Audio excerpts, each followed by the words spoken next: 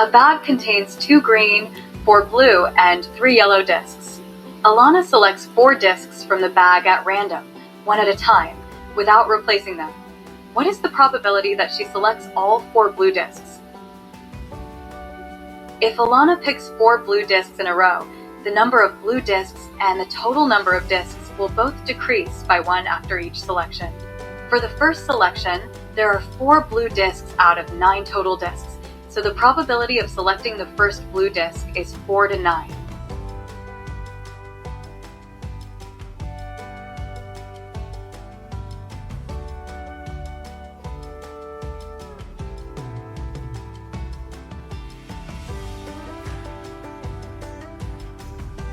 The probabilities of selecting blue for the next 3 selections are 3 out of 8.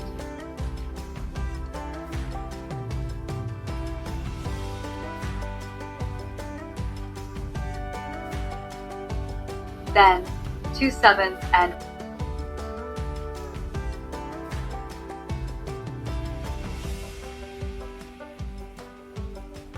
1 6.